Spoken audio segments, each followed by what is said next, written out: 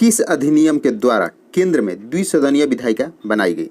तो 1919 के भारत सरकार अधिनियम के द्वारा केंद्र में द्विसदनीय विधायिका बनाई गई तथा 1919 के भारत सरकार अधिनियम के द्वारा ही सर्वप्रथम महिलाओं को मतदान देने का अधिकार दिया गया। नेक्स्ट प्रश्न देखते हैं, निम्न में से किस अधिनियम के फलस्वरूप बर्मा को भारत से पृथक किया गया? तो गवर्नमेंट ऑफ इंडिया एक्ट 1935 के तहत 1937 में बर्मा को भारत से अलग किया गया था। नेक्स्ट प्रश्न देखते हैं, 1935 के अधिनियम द्वारा स्थापित संघ में अवशिष्ट शक्तियाँ किसको दी गई थी? तो 1935 के अधिनियम के द्वारा स्थापित संघ में अवशिष्ट शक्तियाँ गवर्नर जनरल को दी गई थी तथा 1935 के अधिनियम के द्वारा ही संघ तथा प्रांतों में शक्तियों का बंटवारा हेतु संघ सूची, राज्य सूची तथा समवर्ती सूची में शक्तियों को विभाजित किया गया था। राष्ट्रपति को अध्यादेश जारी करने की शक्ति किस अधिनियम के द्वारा दी गई थी? तो राष्ट्रपति को अध्यादेश जारी करने की शक्ति भारत सरकार अधिनियम 1935 के द्वारा दी गई थी। नेक्स्ट प्रश्न देखते हैं, भारत की संघात्मक व्यवस्था निम्नलिखित में से किस देश से ली गई थी? तो भारत की संघात्मक व्यवस्था कनाडा से देश से ली गई थी तथा संयुक्त राज्य अमेरिका से मौलिक अधिकार, वहीं आयरलैंड से नीति निर्देशक तत्व तथा यूनाइटेड किंगडम से संघात्मक व्यवस्था ली गई थी।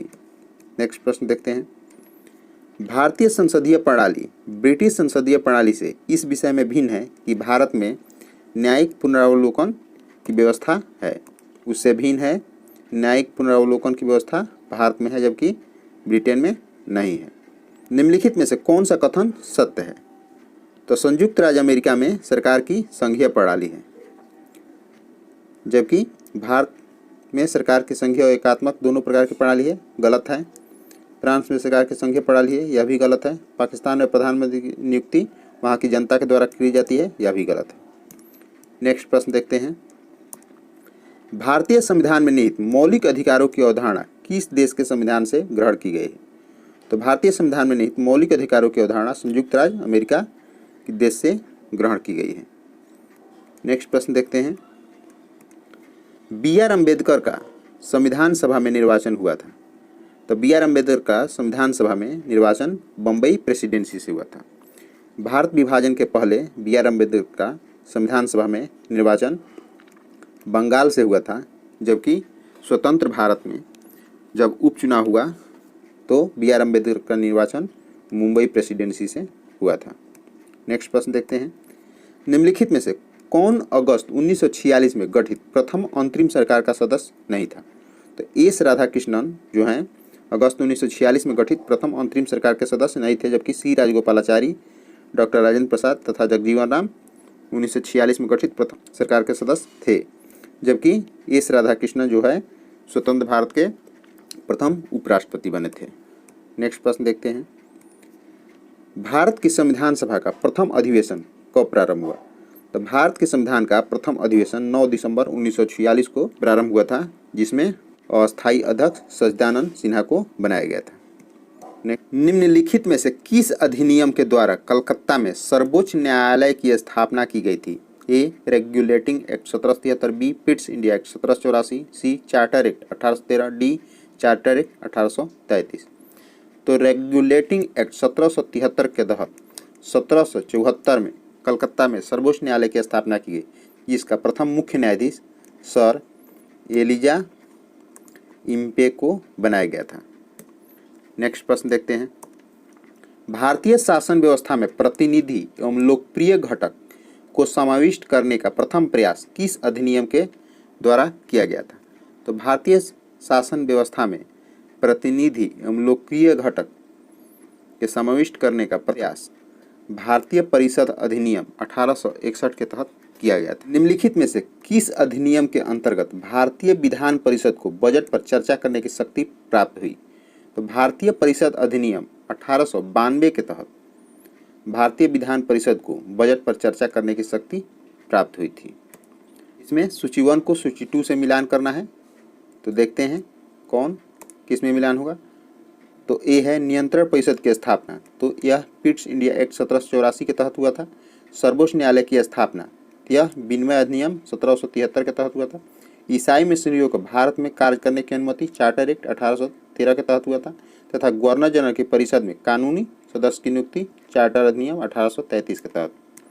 संविधान सभा के समक्ष संविधान की प्रस्तावना किसने प्रस्तुत की? तो संविधान सभा के समक्ष संविधान की प्रस्तावना जवाहरलाल नेहरू द्वारा 13 दिसंबर 1946 को प्रस्तुत किया गया था, जिसे 22 जनवरी 1947 को स्वीकार कर लिया गया।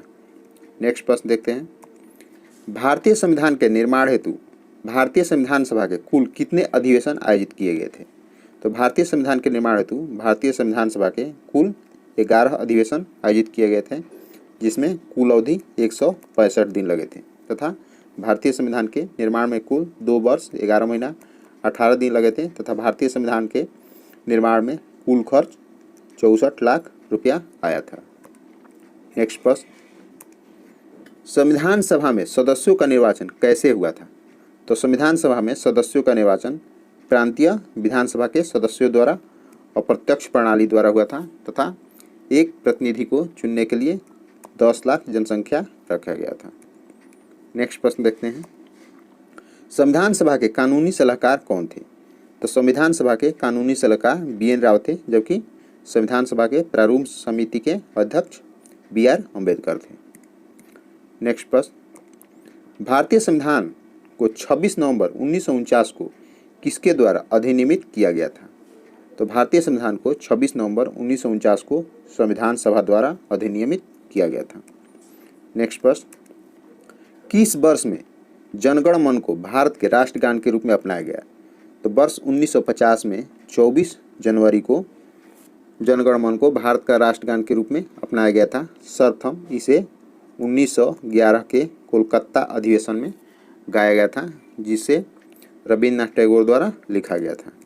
नेक्स्ट प्रश्न, निम्नलिखित में से संघ संविधान समिति का अध्यक्ष कौन था?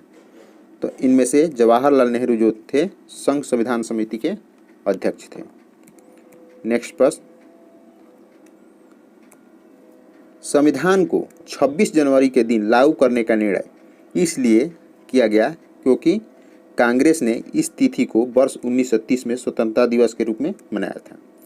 31 दिसंबर 1929 को लाहौर अधिवेशन में कांग्रेस द्वारा प्रत्येक वर्ष 26 जनवरी को स्वतंत्रता दिवस मनाने की घोषणा की गई थी। अगर वीडियो अच्छा लगा हो तो वीडियो को लाइक एंड शेयर करें तथा अगर चैनल पर नए हो तो चैनल को सब्सक्राइब कर लें।